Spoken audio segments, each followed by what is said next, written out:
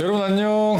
갓선무기야. 자, 오늘은 선생님이 여러분들한테 전에 한번 얘기한 적이 있는데 한 달 남았어요. 마지막 한 달 우리가 수능을 어떻게 대비할 것인가에 대한 설명을 간단하게 좀 하려고 해. 사실 바쁘니까 그렇게 여러분 시간 많이 안 뺐고, 이 수능 정말로 성적을 어떻게 올릴 것인가, 이거는 이제 또 동영상이 준비가 된 게 있어요. 근데 먼저 과연 수능이라는 게 뭔지 좀 여러분들이 알고 가야 하잖아. 또 수능 아는데, 그쵸? 시험 보는 거 그렇게 생각하면 안 돼요. 출제 과정을 여러분들이 이해하면 훨씬 좋거든요. 지피지기면 100점 100승이라 수능이 어떻게 나오는지를 조금 더 여러분들이 생각을 해본다면, 아, 내가 어떻게 공부해야 되겠구나, 이게 좀 느낌이 와. 그걸 모르고 공부만 열심히 하는 친구도 있을 텐데, 우리 이제 이 남은 30일 동안 굉장히 효율적으로 공부를 해야 되잖아요. 알겠죠? 간단하게 여러분들이 이걸 대충은 어디선가 들어서 아는 친구들도 있겠지만, 끝까지 여러분들이 본다면 느끼는 게 많을 거예요. 아, 공부를 이렇게 해야 되겠구나, 감을 잡을 수 있을 거란 말이에요. 자, 한 40일 전부터 출제위원을 소집합니다. 그러니까 지금 30일이 남았기 때문에 지금 이 대한민국 어딘가에서 출제위원들이 모여서 문제를 내고 있어요. 벌써 출제가 시작이 됐어요. 대부분은 어디냐면 지방의 콘도미니엄을 하나 빌려요. 평가원에서. 그래서 정말 극도의 보안을 유지하면서 문제를 출제를 하고 있는 거예요, 지금. 보통 출제위원 한 명이 몇 문제쯤 출제할 것 같아요? 많이 출제할 것 같죠? 우리 과학 같으면 20문제잖아요. 출제위원 한 명이 이 기간 동안 4문제 내지 5문제 정도로 출제합니다. 그러니까 엄청나게 공들여서 출제를 하는 거예요. 이 이상 출제를 하고 싶어도 못해요. 왜 그럴까요? 무엇 때문에? 그거는 이것 때문에 그래요. 수능 문항 제작 시 유의사항이 있는데, 자, 여러분들 여기서부터 잘 들어야 됩니다. 아, 수능 문제는 이렇게 구성이 되는구나 하는 걸 여러분들 생각할 수 있어야 되는데요. 중의적인 해석의 여지가 없어야 돼요. 그러니까 문제를 딱 받아봤을 때, 아, 이거 이렇게 생각해도 되는 거 아니야? 그걸 없애는 거예요. 그런데 뒤에 가면 또 얘기를 하겠지만, 다른 동영상에도 선생님이 얘기를 한 적도 있고, 뒤에 또 이제 30일 동안 어떻게 성적 확 올릴 것인가, 그 동영상도 하나 이제 따라 나갈 텐데, 거기서도 구체적으로 얘기를 하겠지만, 자, 문제를 읽었을 때 이건 뜻이 뭐냐면, 출제자의 의도가 명확하게 전달이 되도록 문제를 내라, 이런 겁니다. 아마 여러분들이 많이 당해본 적이 있을 텐데, 공부를 정말 열심히 한 학생들도 이 문제를 딱 읽고, 아, 요거는 요런 자료를 준 거 보니 요렇게 생각하라고 하는 것 같은데, 그걸 풀었어요. 그런데 뒤에 해설을 보니 그럴 수도 있지만 사실 이렇게 생각해서 이렇게 풀 수도 있기 때문에 네가 생각한 건 정답이 아니야. 그때 학생들은 굉장히 큰 충격을 받아요. 난 이렇게 생각해서 이렇게 푸는 거라고 지금까지 공부했는데 내가 생각을 잘못했나? 공부를 잘못했나? 그럼 이런 개념이 나왔을 때는 항상 이런 식으로 풀어야 되는 건가? 다음에 또 그런 개념이 나왔을 때 이제 자기가 한번 당해봤으니까 그게 머릿속에 깊이 들어있거든. 그거대로 풀었어. 틀렸어. 이건 뭐지? 멘붕이야. 그런 경험이 있을 거예요. 수능에서는 그런 문제 안 낸다는 거예요. 출제자의 의도가 명확하게 전달이 되도록 한 문제를 보고, 아, 이건 이런 출제자의 의도가 이거고 이렇게 생각해서 이렇게 푸는 거겠구나 라고 딱 전달이 될 수 있게 문제를 낸다는 거지, 이 한 문제를 가지고 이렇게도 풀 수 있지만 사실 이렇게도 풀 수 있으니까 정답은 이것도 돼, 이것도 답이지만 이것도 정답이 돼, 그래서 이거 답이라고 생각하는 학생들은 틀렸어, 그런 거 안 낸다는 거예요. 출제위원들이 그래서 한 사람당 문제를 4-5문제밖에 못 내는 거예요. 이게 사실 굉장히 중요한 사실이고요. 그 다음에 그러면서도 누구나 봐도 정답인 건 존재를 딱 해야 돼. 근데 이 2개를 만족시키면 어떤 일이 벌어지느냐?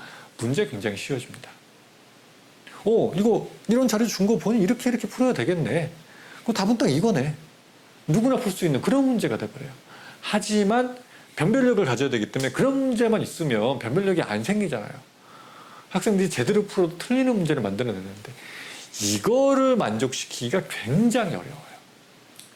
그래서 정말로 문제 출제 경험이 굉장히 많고, 대학교에서 오랫동안 가르쳤고, 또 학교에서도 굉장히 오랫동안 학생들을 가르쳤고, 그런 출제위원들이 4-5문제밖에 못 만들어내는 거예요.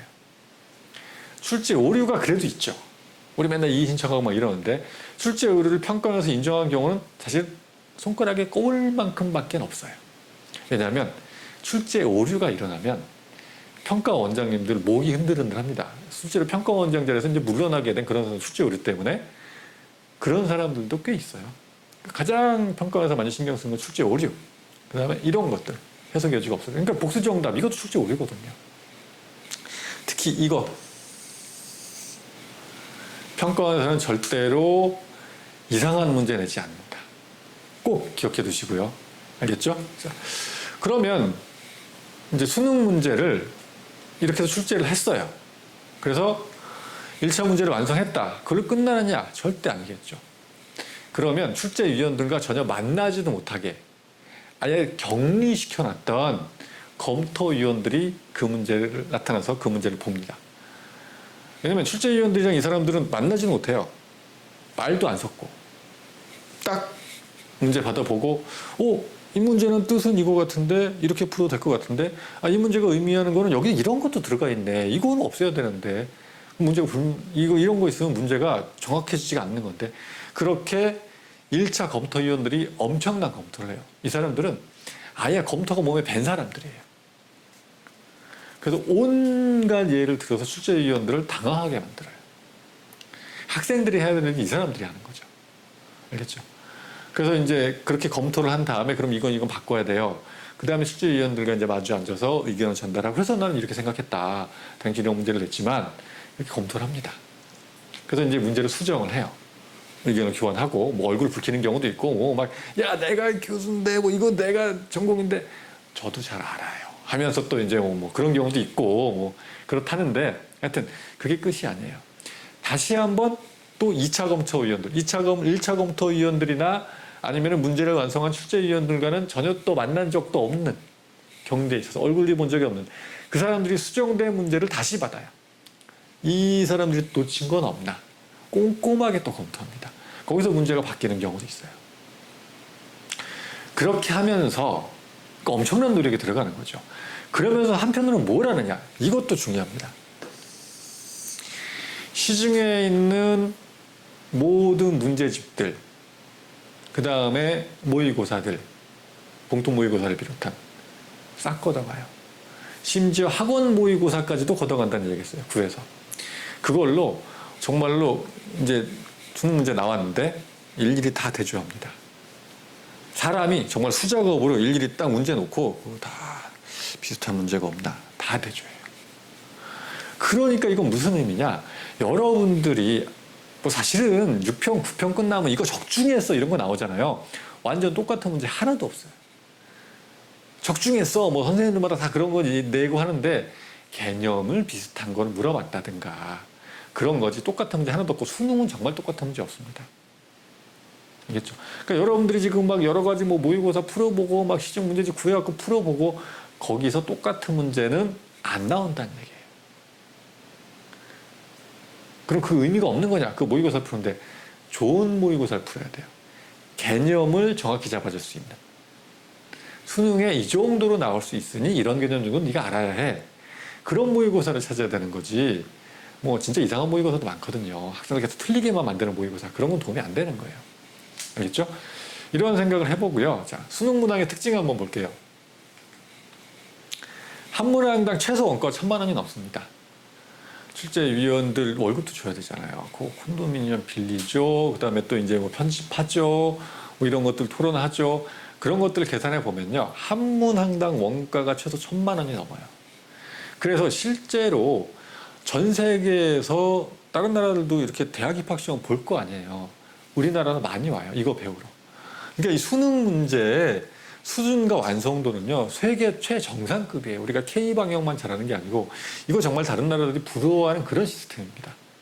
돈도 엄청나게 많이 쓰고 문항이 완벽하게 구성되어 있다고 생각하시면 돼요. 알겠죠? 자, 이런 것들을 여러분들이 이해를 했다. 이제 남은 한 달 동안 수능 어떻게 대비할 거예요? 느낌 좀 오나요? 아직도 안 온 친구들이 있을 거예요. 선생님이 말씀을 드릴게요. 사설 모의고사를 지금까지 본 건 어쩔 수 없어요. 이제 보지 마세요. 안 봐도 됩니다. 솔직히 얘기하면 이 사설 모의고사들이 누구나도 뭐 사실 뭐 봉투 모의고사 뭐 잘 만들었어, 이거 정말 끝내주는 거야, 이렇게 자랑을 하지만 수능 출제위원들이 만들고 검토한 문제만큼 난이도도 그렇고 완성도가 높을까요? 아니겠죠. 근데 왜 여러분들은 그런데 목매요? 이런 거 몰랐기 때문에 그런 거예요. 그 대신 뭘 풀어봐야 되겠어요? 수능 기출 문제를 풀어봐야 돼요. 선생님, 저는 다 풀어봤는데요. 아직 완벽하게 안 풀었어요. 선생님, 이걸 어떻게 하세요? 이 다음 동영상이 있습니다. 30일 동안 성적 확 올리는 방법. 그걸 보세요. 거기에 나와요. 왜 여러분들이 안 풀었다고 선생님이 이렇게 장담할 수 있는지. 알겠죠? 또 한 가지. 시중에 나와 있는 문제집에서 혹은 모의고사에서 문제가 거의 똑같이 나올 경우는 없다. 선생님이 얘기했죠. 이건 100%입니다. 없어요. 하지만 똑같이 나올 가능성이 있는 문제집이 있다. 그럼 그 문제집 볼 거예요, 안 볼 거예요? 봐야 되죠. 그게 뭐예요? 연계교재예요. 수능 완성, 수능 특강. 나 다 풀어봤다니까, 이런 친구도 있어요. 정말 완벽하게 풀어봤을까요? 어떻게 해야 완벽하게 푸는 것일까요? 다음 동영상에서 알려드릴게요. 알겠죠? 그리고 너무 길어지니까. 약간 부끄러운 얘기긴 합니다. 이거 늘까 말까 굉장히 고민을 많이 했어요. 사설모의고사 풀지 말라면서 이건 뭐냐고 도대체. 그런데 선생님은 그래도 수능 출제 경향을 정확하게 이해를 하고 연계교재 출제 경향도 정확하게 이해를 하고 오래 했잖아요. 이 본부에서. 그죠? 그래서 간모고를 만들 때나 빡센 모의고사를 만들 때는 될 수 있으면 학생들을 낚는 문제 만들지 말자. 문제를 딱 읽고 출제 의도를 파악했으면 답이 나오는, 하지만 난이도 꽤 높아서 좀 힘든 이런 문제를 만들자. 그리고 학생들이 헷갈리는 부분들이 있어요. 그걸 헷갈리지 않도록 너 이거 몰랐지. 그래서 틀린 거야. 이건 근데 이렇게 되는 거니까 이거 알아야 돼. 그런 문제를 만들자는 거지. 이 문제는 이렇게 생각할 수도 있어. 그래서 네가 이걸 답으로 생각할 수도 있는데 사실은 이렇게 생각해오면 저것도 답이 될 수 있기 때문에 이건 틀린 거네. 이런 거 안 만들었어요. 근데 출제를 하다 보면 그런 게 만들기 쉬우니까. 그것도 이제 학생들이 몰라도 되는 교육과정 바깥에서 갖고 와갖고 슬쩍 껴놓고. 그것도 많이 틀리거든요. 난 배운 적이 없는데, 내가 공부를 안 했나? 이거 많이 부족한 것 같은데? 이런 생각을 가지도록 하면 또 뭐 학원에 더 오고 그거 진짜 어려워. 막 모르니까 이렇게 감탄하는 학생도 있는데 그런 거 안 했습니다. 그래서 풀어봐도 쑥스럽긴 하지만 이건 도움이 될 거다.